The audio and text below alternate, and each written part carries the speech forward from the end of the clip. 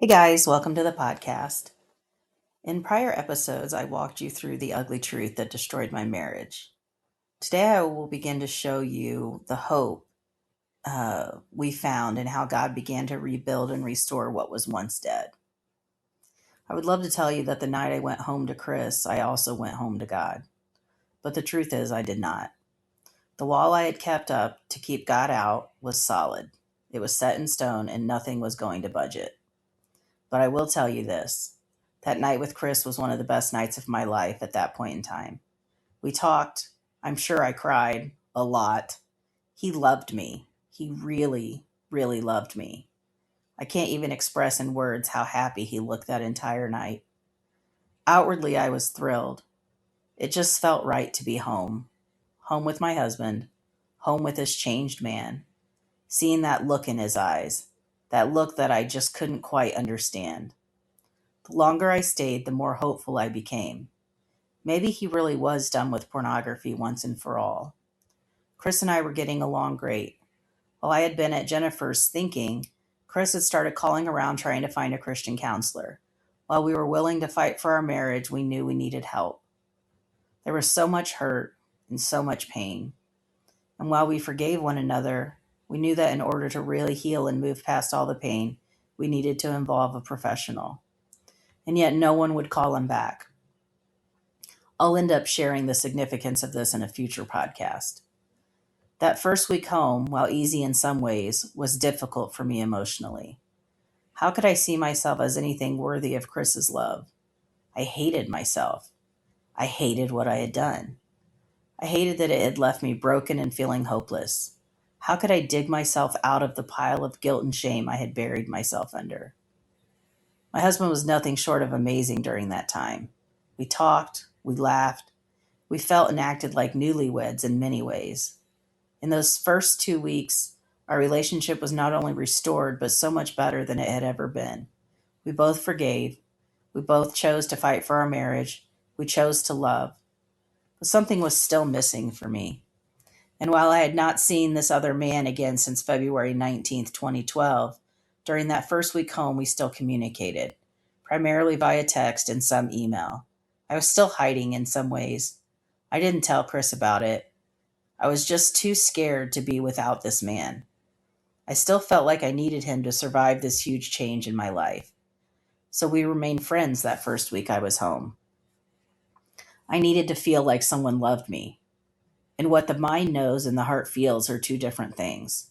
Yes, I was home. Yes, Chris forgave me. Yes, we were fighting for our marriage. But I was still broken. We all are without God. My heart was wounded, and this prodigal daughter was too scared to go home to God. I just knew that even if God would forgive me, there would be punishment. I am not unfamiliar with the Bible.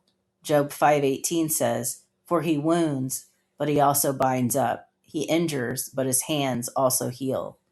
All I could take from these words was that in order to heal and bind up my wounds, God would have to wound me first. He would need to cause an injury. He would have to punish me. After all, I was a sinner. I had gone against the Bible, I had thrown aside my wedding vows, and I had wandered away, too far away. If someone had pointed out the story of the prodigal son at this point, I would not have heard. All I could manage was that I had sinned grievously, and there was a debt owed to God, to Chris, to the woman I had stolen 7.5 years from, to friends who were hurt along the way. The debt was too big. It was too much for me to bear, but bear it I must. It was my burden. It was the result of my sin, the result of my stupid choices and careless living. It was mine to shoulder and mine alone. And it was a very, very heavy burden. I don't think that people fully comprehend the control that shame and guilt can have in a person's life. I was in bondage to them. Because my burden was heavy and it was all I could do to trudge forward and work on my marriage, I feared that God's punishment for my sin would be too great, that it would be too painful, that it would destroy me.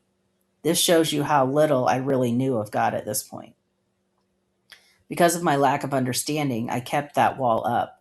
In fact, I very likely just fortified it. I didn't think my heart could handle it if God got a hold of it. I doubted his love. I doubted his mercy. I doubted his grace. There was a song I heard during that time that left me in tears. I kept the title written down, intending to use it in a blog post at some point in time, but I never felt like it was time. Sometimes I know when I'm supposed to write something, or when I need to write something, when the time is right. I feel a pull and I just instinctively know. So I had this song in waiting for the right time, for the right moment that I felt like it was time to write about it. When I started working on this late last night, I had no idea that this song would make its way into this. It happened like this. I've been trying to write this post and I keep hitting wall after wall. And not the writer's block wall. There was tension in the house between me and Chris, me and the kids, Chris and the kids and the kids. Distractions. I can feel Satan attacking my mind and trying to keep me focused on the distractions instead of doing what I know is right. But as God so often does, he stepped in and declared the victory. He kicked Satan out and ultimately said, Satan, you are not going to keep her from doing my work. This was confirmed when I drove to the grocery store. A song came on. This happens quite frequently, so if you're new to this, just know that music speaks to me on a regular basis, thus it regularly makes its way into my writing. The song that came on was, in fact, this same song I've been hoarding for several months. As soon as I heard it, the tears came, again. It spoke to my heart so deeply tonight, and it spoke of where I was at in the first weeks I was back home. The end of the song was something I couldn't embrace yet. I was still asking the questions posed in the song. I was still feeling alone and unloved because I was unable to receive love. I was unable to receive forgiveness from God. The song's by J.J. Heller, and it's called Who Will Love Me for Me. He cries in the corner where nobody sees. He's the kid with the story no one would believe. He prays every night, Dear God, won't you please? Could you send someone here who will love me? The first verse struck me and reminded me of how I felt growing up. I always had this embedded fear in my heart of not being loved. I spent my entire life listening to Satan's lies, lies that told me I was not worthy of love. The next verse says, Her office is shrinking a little each day. She's the woman whose husband has run away. She'll go to the gym after work today. Maybe if she was thinner, then he would have stayed. The second verse is a bit more obvious. My husband left me. Yes, I left him too, in the sense that pornography addiction forced him to choose between me and the images. I listened to the enemy's lies telling me I weighed too much. If I were prettier or if I lost the weight, he would choose me. And then you get to this last part. He's waiting to die as he sits all alone. He's a man in a cell who regrets what he's done. He utters a cry from the depths of his soul, Oh Lord, forgive me, I want to go home. Then he heard a voice somewhere deep inside, and it said, I know you've murdered, and I know you've lied. I have watched you suffer all of your life. And now that you'll listen, I'll tell you that I will love you for you, not for what you have done or what you will become. I will love you for you. I will give you the love that you never knew. The last verse and section is where I really struggled. It was in those first weeks home that I felt this pull, this tension between me and God. I could tell that God wanted to do something. I assumed that it was to punish me. That's what I deserved. That is what my future held if I let my walls down.